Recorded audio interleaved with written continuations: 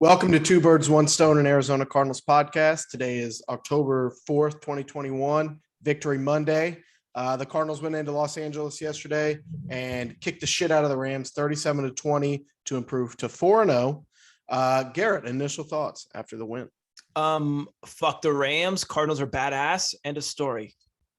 I think that's safe to say. Yeah. Right. No, obviously you don't want to overreact or anything, but this is easily the best team in the NFL and the Super Bowl favorites going forward, right? I'd say it's kind of an overreaction. I don't know if you were kidding there, being serious, but come on. It's no, obviously a little bit top three, easy top three.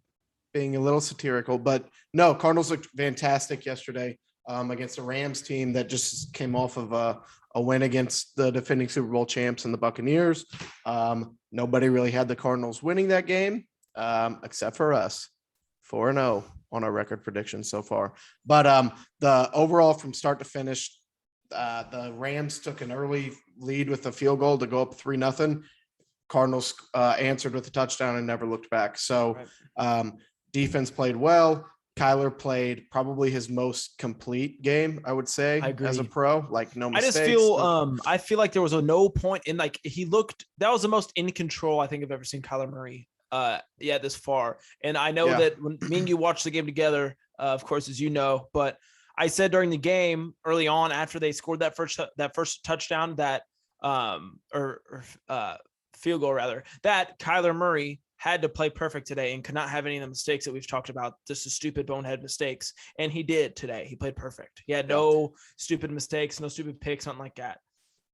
I mean, he could have thrown 2 picks today and we still would have won. It was that much of an ass kicking. Kyler, he started off extremely hot. He started off 10 for 11 with 160 yards and a touchdown. I think he completed 10, 11 in a row there at one point. Yeah. And it was like the numbers don't jump out at you. I think he finished 75% completion, which is great. 24-32, 268 yards, 2 touchdowns.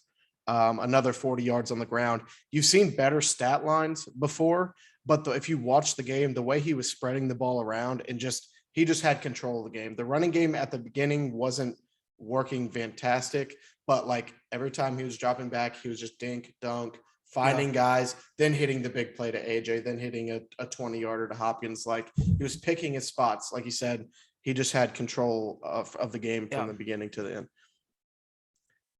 Yeah, it was awesome to see. And then two touchdown game for James Conner again. That's something that I feel he brings something that I feel the Cardinals haven't had for a long time. It's just a physical ground game. A guy who's going to mow you over. I know that his stats don't necessarily pop out for you, but he just kind of brings some sort of attitude that we haven't had for a long time that Chase Edmonds can't necessarily give you. You know what I mean? And I don't think the numbers didn't look right. I think he had 18 carries, 50 yards. So that's 2.8 yards a carry, which is he didn't have a good game. He did though, because in the spots where we needed him to get the yards, which is what you have James Conner for, he got you the yards you needed. Chase had kind of a slow start. He caught the ball out of the backfield great, but he had a couple big burst runs there in the fourth quarter as we're kind of icing it away. He ended up with 12 carries for 120 yards. So on paper, that's 10 yards a carry, but most of that came on those last few drives. But yeah, like I said earlier, spreading the ball around. Hopkins, 4 catches, 67 yards. Another big day from AJ Green. Max Williams, 5 catches, 66 yards. The Cardinals had 7 different receivers catch a pass, which that's happened 3 of the first 4 games. And the only other game was against Minnesota where they didn't do that. And they had 6 different guys catch a ball. So Murray, one of them receivers wasn't. Who was that? Andy Isabella. That's true. Andy Isabella still is yet not to play a snap. The past what I think he played a couple snaps week 1, correct? We don't give a fuck. It's basically should be the point though, because we're sitting at 4-0 and other receivers are producing. Who gives a shit what Andy Isabella is doing at this point? Andy Isabella, here's my brain. He's all the way in the back. He's hiding. He's still in there. He's in the back, but it's still kind of just that sucks. I'd rather have the. Not to me. I don't give a fuck. He's a rookie that didn't work out, or a young guy that didn't work out. He's gone. He's out of the picture. He's out of my mind. We've got other guys that are producing. Like I said, Kirk didn't have a big game, but like I said, with the way that they're moving the ball around, there's going to be guys that boom one week and then they come back down. So Kirk only had one catch for 5 yards, or one catch for 5 yards, but then next week he could turn around with 6 for 80 and 2 scores. Like, and I think that's fine. Like we saw so much last year where it was Hopkins is going to have 15 targets and he's going to have to catch 10 of those for 100 yards to put us in a chance to win. And that's not the case this year. And that's due to Kyler really commanding things and picking his spots and hitting guys when they're open and not trying to force the ball into coverage that's not there. So yeah, I agree. I think that this game was a big milestone in the maturing of Kyler Murray. He just looked so decisive. I know there was a play in particular that I saw. It was a play where he juked out Aaron Donald, where he had Rondale Moore. He was doing a fly route up the seam, and he did the spin on Aaron Donald. Instead of trying to make that throw to Rondale Moore, he got out of the pocket. He didn't look to run. He looked to just make a pass, and then I think he hit I think it might have been AJ Green or Christian Kirk for the first down of some sort. Could have been. I know on the Kirk's one catch was a rollout when Kyler got out of some pressure and hit him for 5. But I think the one you're talking about, he steps up and he's kind of running up field.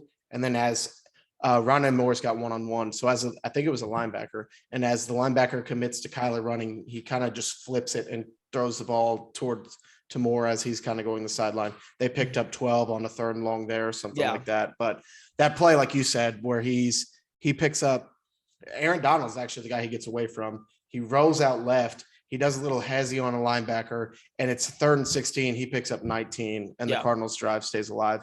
We can talk about the passing numbers all you want. You can't deny that the reason that he is so dynamic is going to be in the conversation for MVP is what he can do with his legs. Right. Because that spot right there, the Rams defense has played pretty well this year. They haven't seen anyone like him. And the way that can just fucking is such a gut punch to you. Yeah. When you have a guy pinned in and you're expecting to hold him to a field goal and get the ball back for your offense. And then he goes and does shit like that. That's just like, goddamn, what are you supposed to do? So that's the reason why Kyler's going to be right there at the end of the year for MVP. But yeah, so everybody got involved on offense. Their offensive line dominated the Rams front. Aaron Donald was virtually nothing in this game. You didn't hardly hear his name. No sacks. He had a 51.5 pass rush grade, according to PFF. There was like 2 or 3 times where it was Kyler one-on-one with Aaron Donald, and he slipped him every time. He'd roll out, get rid of the ball. But that's very impressive. You talk about the Rams' strengths, their front 7 is one of them, and you couldn't have tell on Sunday because our line was so dominant. Yeah, absolutely. Yeah, it was just and I think you kind of see the big impact that Rodney Hudson has on a thing like that. Just and not so much on the field, which of course he does have a big impact on the field, but in the locker room, because coming into that game, it's like you said, a big front 7, and it's a lot of pass rush, and it's Aaron Donald. Yeah. And I think he did a really good job of kind of keeping them level and keeping them calmed down. That's why he has a C on his chest. So one of my favorite Rodney Hudson plays, I don't know if you remember that, but it was after Max Williams scored the touchdown. They hit Max Williams on it was a 3rd down play. Brilliant play call. They had the running back flank left whenever Kyler's snapping the ball. They kind of send linemen that way, and then 1 or 2 go to the right. Kyler fakes left and then dumps it off to a wide open Max Williams because the play fake was to the left and Max flows out to the right. Max gains like 35 yards in that play, and right there at the very end of the play was Rodney Hudson. He led the whole way. It's just effort plays like that are awesome to see. And then not just the pass blocking, the running game accounted for 216 yards as a team on the ground. That's what shows you it was not just Kyler out there making plays. They went out and they just punched them in the mouth repeatedly to just smash mouth football. Yeah. Okay, we're up big. We're going to run the ball down your throats. And that's exactly what they did. Yeah, it was good to see. Yeah, I don't think we've seen an Arizona Cardinals team do that for a long time up until this point. So yeah, it's good to see. Yeah. Defense played pretty well at the beginning. We were kind of getting gashed there by the run game. I think Darrell Henderson came back. He had some fresh legs, and there wasn't a whole lot we were doing to stop him. It just seemed like after they were up 3, they were just kind of content to run the ball there. And we got kind of bailed out by the defense forcing turnovers like we talked about last week, where we were bending a little bit, and in years past, we may break or we may give up 3. On Sunday, they just said they forced turnovers instead of breaking. So on the second Rams drive, there's that deep ball to Deshaun Jackson, and Byron's able to undercut it. So another awesome play by Byron, who good. He's keeps so stepping good. up and making plays when you need him. So I think you called in preseason that he'd be a Pro Bowler. I did. I mean, we're getting there. And he's on his way. God, he's so good. He looks good on the field too. He looks cool. He's so good. I love him, I think. But something that needs to be addressed, which I know you're not going to because you're too positive, is the fact that their run game did fuck us up. And the only reason that they quit putting up numbers is because they were down so big and had to pass. They didn't run. They could have kept up. If they would have been up and held a lead the whole time, they would have completely destroyed us on the ground. Just like we did the week before by James Robinson and the Jags. It's a problem that's going to need to be fixed. I mean, now it's a time to woohoo. We beat the Rams, probably the best teams in the league is what everyone said the week before, but it's going to be a problem. It's a problem that needs to be fixed. And I feel like we have the personnel to fix it, but I definitely think that we can't just sweep it under the rug because it needs to be fixed. Yes, I'm a positive person. Yes, we just kicked the shit out of the Rams. We're 4-0. I see it. Okay. I see that the run defense needs to be fixed. All right. That's just, I choose to hit on all the positives. Maybe that's what this podcast will be. I'll hit the positives and you can bring everyone down with the negatives. But I'm going to say, yeah, okay, they could have looked better, but in the grand scheme of things, maybe it's because they were throwing the ball too much. They only let up 121 yards on the ground. Isn't great, but it's not terrible. You're right, though. It did look there, especially in the first quarter and a half or so. It was bad. They were going to be able to run the ball up and down our throats, which I think they could have, but they just quit running because they were down because they had the pick and then the fumble. If they would have held the lead the whole time, it might have been a different game. That's not the way it turned out, fortunately, and we won big. But the glimpse of the past 2 weeks over the Jags tore us up on the ground, and then the Rams were able to literally gain like 8-9 yards of carry without us being able to stop it at all. It's very concerning. Fair point. Fine. Okay. There's your negative, Nancy, rant out of the way. Now, can we go back to positives? Can we? Sure, my friend. Thank you. Okay. The second turnover of the game, Marcus Golden, Sony Michel gets in the game. We were talking about Darrell Henderson kind of running up and down our throats. He goes out for a breather. Sony Michel comes in. We kind of stuff him on a run to the right, and Marcus Golden, like at the last second, gets a hand in there, knocks the ball loose, and then you see Budda Baker pop out with the ball at the end. So it was a decently close game at that point. I think it was 14-10. So that's a big turnover to get the ball back to your offense to score, hopefully before half.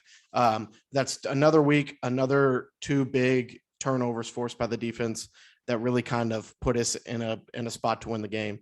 This week, the difference was, and why it seemed so lopsided, the offense was just as good. So Kyler controlled the game. They put up points on both turnover drives. You would like to see them do that as dominant as against the Jags, but they saw, you think they say like, it's just another game against the Rams, whatever. We're not worried about the 0-8 record. You watch that game. They fucking knew that what the record was. They knew everybody talking was picking the Rams. It wasn't just another game, and they came out and they kicked them in the ass. Right, absolutely, yeah. So we'll get into kind of some specific spots. That there was a play. The Rams are kind of driving, and we're up big. I think it's a 20-point game. It's 34-14, and then they're down. The Rams make their way down to the goal line, and they're at like the 1. That's a first down. Stuff on the first 2. The third, they decide to pass, I believe. We stop that, and McVay decides to go for it, which you have to there. Right. And the Cardinals make the stop on an attempted pass to Higbee. So you're up 20. You're at your own 1-yard line. It's kind of a similar spot that we talked about in the Titans game in that big like blowout. Okay, here's a long field. There's 8 minutes or so left on the clock. Do your job, run the ball, run the clock out, and let's just get out of here with the win. And they drove from the 1-yard line all the way down to the 20 or so. I don't think they scored a touchdown. They did not. But we got 3 points out of it, and we killed 6 minutes off the clock. Yeah, that was the most impressive drive of the whole day to me, honestly, because and I don't correct me if I'm wrong, but I don't think we threw the ball on one time that whole drive. I think it was literally all on the ground. And yeah, I mean, like I said, we haven't had a Cardinals team able to do that for a long time. And that was my favorite drive of the whole day.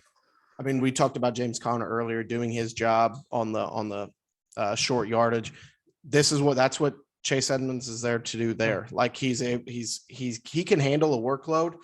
You see him, I think we're still at the 7-yard line. He's there for the big burst plays. And that's what he broke off a 54-yarder there to get us all the way into Rams territory from our own like 10 or so. And that's what you have the two backs for, two different jobs, and they each did it well yesterday. I think that they complement each other very well, like a lot better than what I kind of expected them to, because you have obviously the elusive and then you have the power. So it works really well, I think. Yeah. So that was a great drive by Cliff. And that was Cliff's best game as a pro. That was his best game since being a Cardinal. Just like we talked about Kyler controlling the game. I mean, that's Cliff controlling the game at the same time, putting Kyler in the play calls to succeed. Like it just seemed like I think Kyler said it in a post-game interview. He said this was the best game plan coming into a game that he has seen since coming out of Oklahoma. So that just tells you that Cliff heard it too. He was tired of hearing about how his buddy McVay just owned his ass. He said, this one, we're going to go out and win and we're going to dominate. And we did. So I think this is the first Cliff Kingsbury coach game where there hasn't been a time where I'm just like, what the fuck you doing? Like what the hell? There wasn't any extremely bad play calls. It was all just well put together. It seemed scripted from the get-go that this is what they wanted to do and this is what they did. And it just seemed very well put together. Yeah. I think he needs his flowers, as they say, to kind of. Yeah. You were kind of, did you want to say sorry? No, I got the point across. Obviously someone listened and he made the adjustments and made it happen. So shout out to Cliff for listening to the pod. Yeah. Straight up. Thanks, Cliff. Good game, Cliff. Keep it up. Let's see, what else did I have to go to? So, okay, I wanted to say this. Like we said, we're 4-0. Everything is going just about as good as they could go after going into LA and beating the Rams and taking first place in the division. We get to a point every single year where your guard is down again. So like you're ready, your guard is down, you read all the press clippings, and you're ready to say that this is the Cardinals' year and they're going to go win the Super Bowl. I have reached that point. I am at the point now where I truly do believe in my heart that this team can win a Super Bowl, and I am scared. So I'm not okay. I'm in a kind of a weird spot because I kind of think of all the teams on our schedule and then in the NFL, and I don't really. There's not a game, like a team that we could play where I wouldn't feel confident. Like I wouldn't feel like we're gonna lose. Like there's not a team, like they're a team in the league that I feel like that we could lose. We can play with everybody, you're saying. Yeah, I'm essentially, but what makes me not fully okay, we're gonna be in the long haul, we're gonna make a deep run, is the shit, terrible, disgusting, atrocious run defense. That cannot, I mean, it needs to be fixed. As soon as that gets fixed, then I'm right there with you, but that is just such a huge worry to me because I know good coaches like McVay, even though we didn't really get it figured out this week, I know good coaches are going to see the tape that we've put out these past 4 weeks and realize that, holy shit, they can't defend the run with a shit. I don't know what happened from the week 1, Derrick Henry, fucking, what do you have, 40 yards or something like that? I don't know what happened in between now and then. Under 60 yards. It doesn't make any sense. But that's my number one concern as of now, and I just can't fully let go and just be like enjoy the ride just because of the atrocious run defense. Okay, so I'm trying to find the rankings for this. Rushing yards per game, or total rushing yards, we are down in the bottom 1, 2, 3, 4, 5. We're the 6th worst against the run. In total yards, we are 3rd worst in yards per attempt. Okay. I looked up the numbers to try and bring you down, and because to me, it's not looked great, but it hasn't jumped at me and hit me in the chest. I guess this week it hit me in the chest. This week it was bad. It was bad because I know that they would have been able to continue to do that unless we wouldn't have got them turnovers, which thankfully we did. But this week it was alarmingly like bad. Like it was a problem. It wasn't great. So you're not ready. You're not there. You still have. I mean, I'm ready to. I think that it, like I said before, I went on the little rant. I think that there's not a team in the league that we can't beat, but I'm just not ready to fully say, "Yep." If we don't make the Super Bowl, I'm pissed. Like this sucks. Or like I would be disappointed. I think you know what I mean though. Like last year, it was the Sunday night win in Seattle when we went to. I think we moved to 4-2. I think that was what that game where Kyler.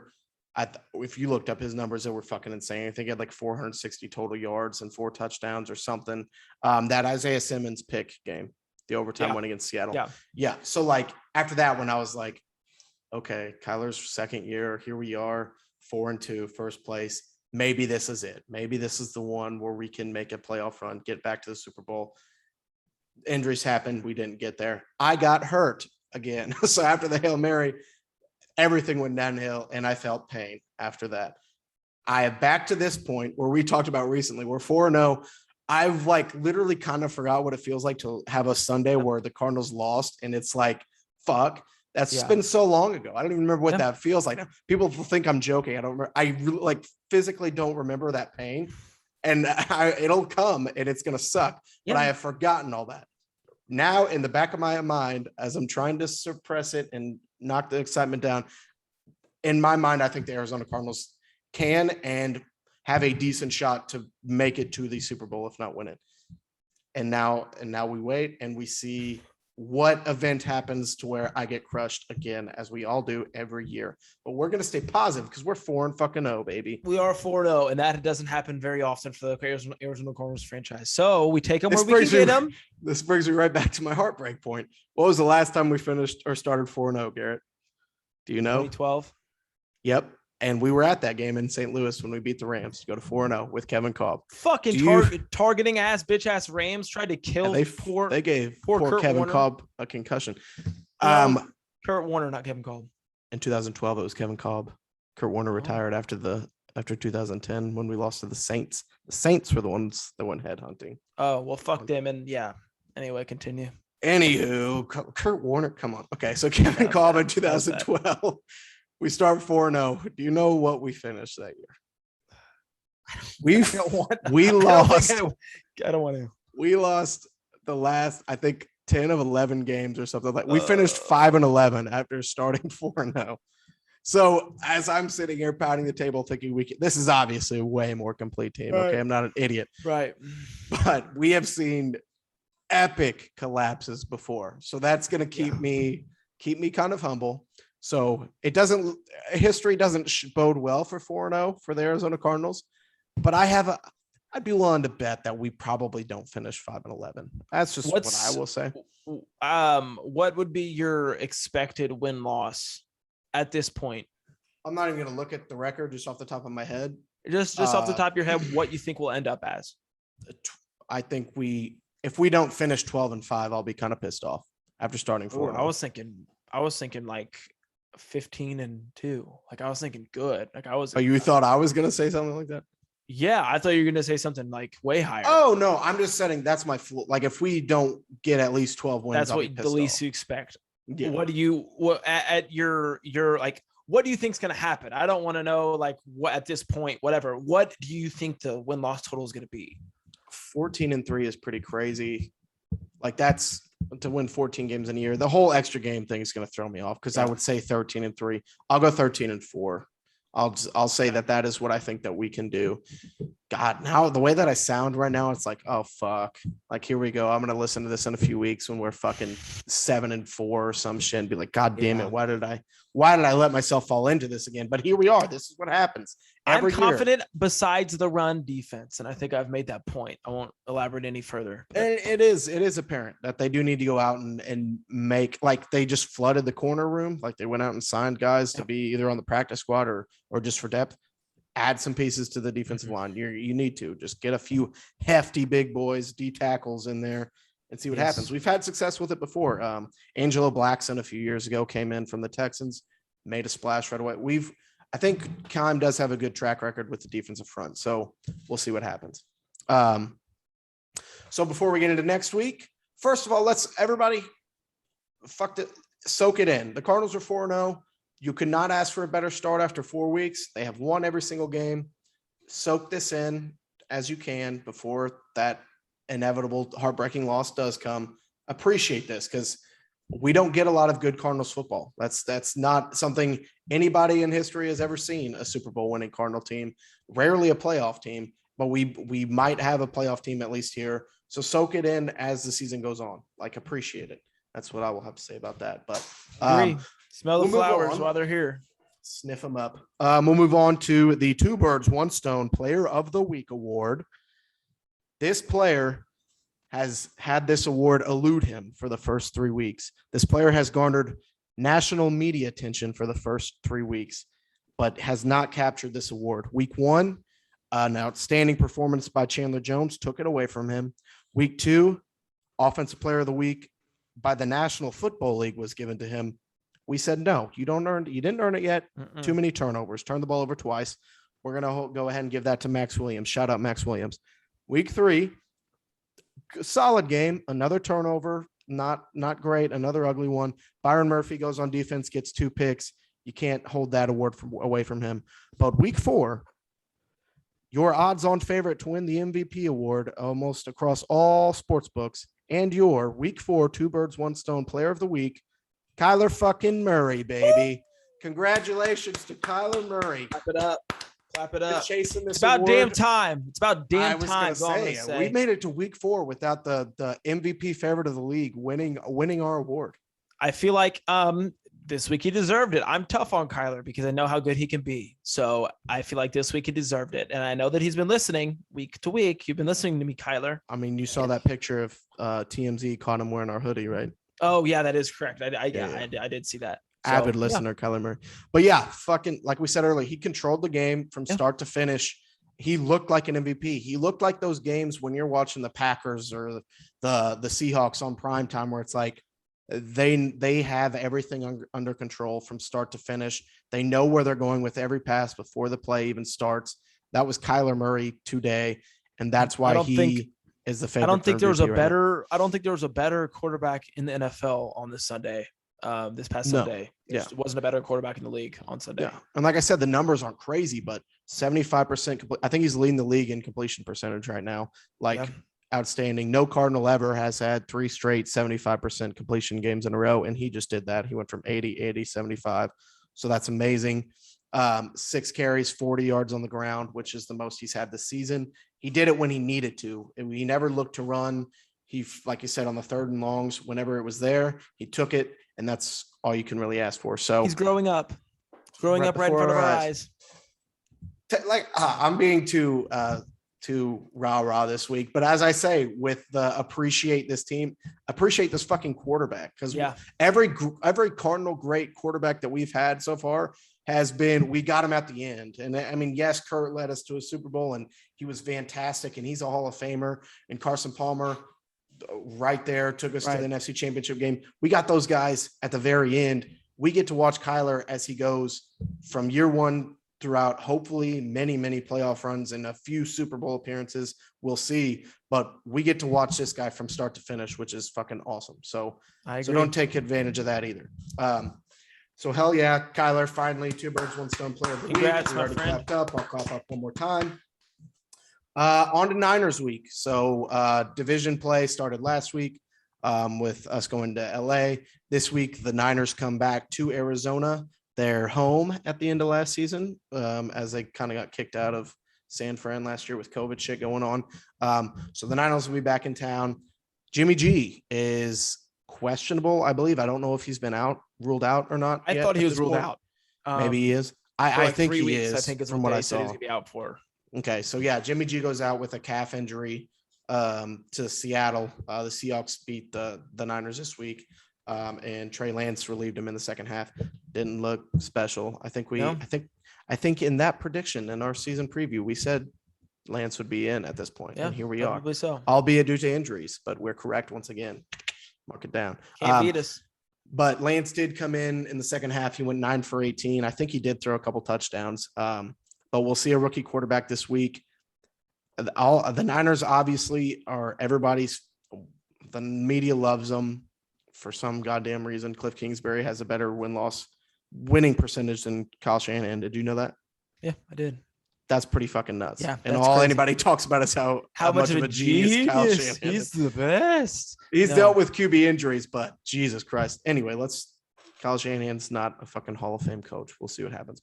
And now they're going to lose. So they're going to clip that in there. Anyway, so we'll be playing a rookie quarterback on Sunday. We'll see what Trey Lance has. We haven't seen a quarterback really like that yet this year. That kind of has that physical athleticism. So we'll see what goes on there. They're now 2-2.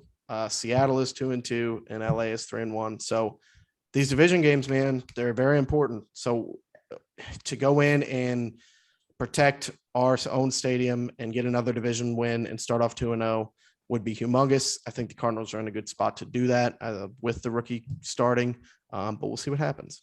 Yeah, I just think it's going to be I think you have noted here is just stop the run. I've preached about it almost this whole podcast. It seems it's going to be a big stop the run game because I know Shanahan's it's kind of where he excels at is creating space in the run. So we're just going to have to stop the run. I'm not so worried about the rookie quarterback, but we all know that we need to stop the run. So we don't need to harp on it too much.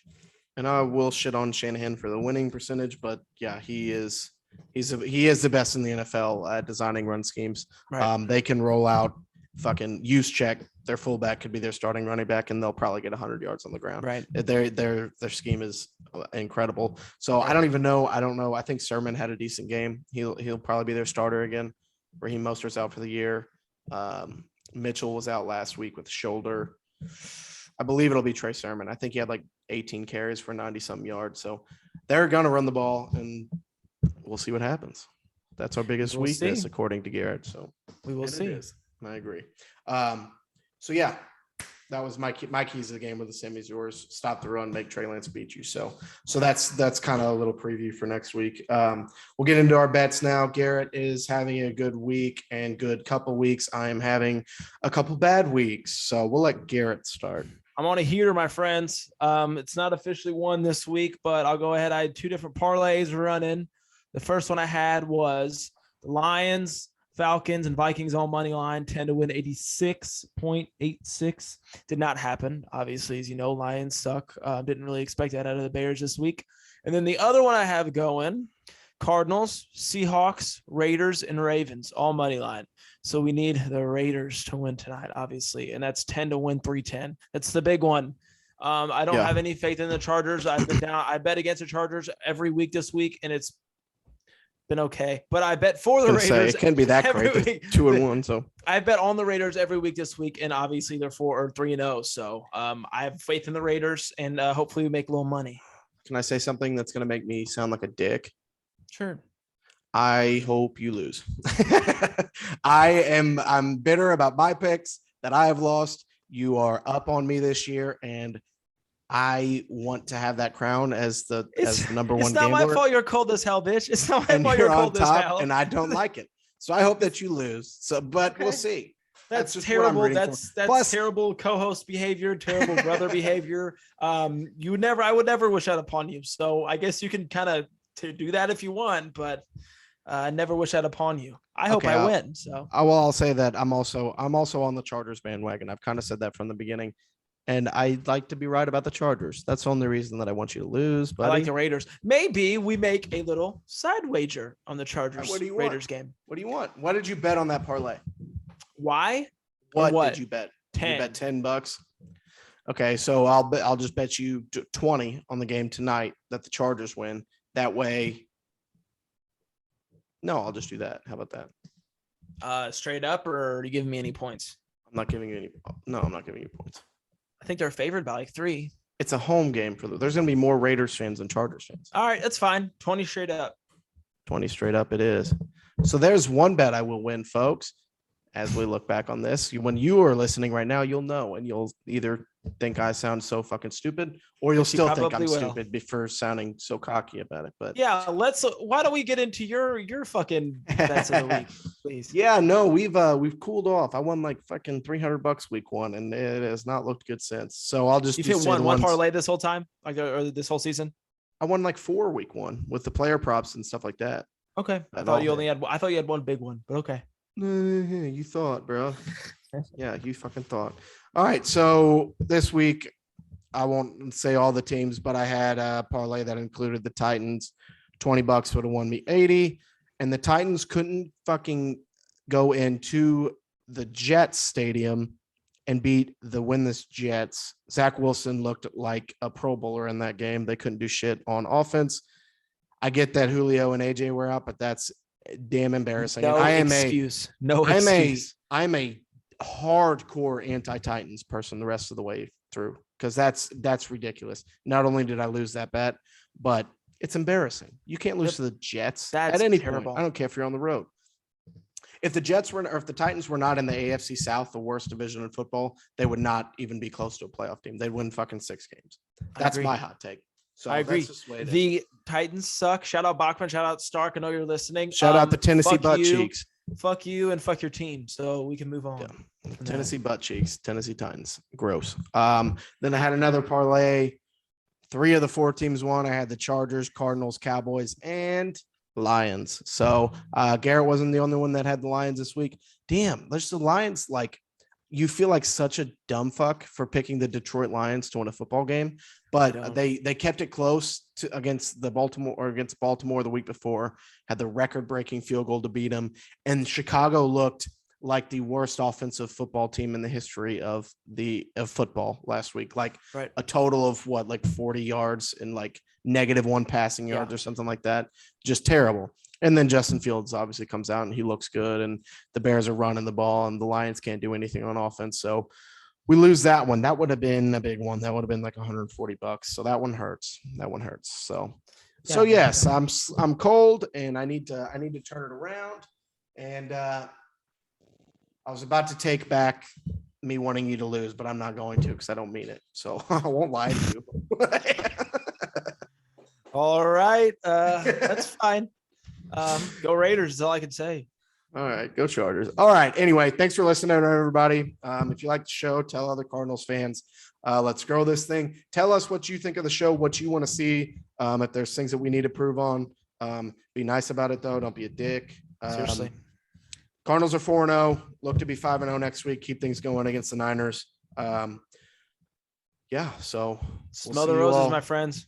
We'll see you all don't again, smell them too next hard. week. Yes, soak it all in. 4-0, motherfuckers. All right. See you guys later. Go Birds. Peace.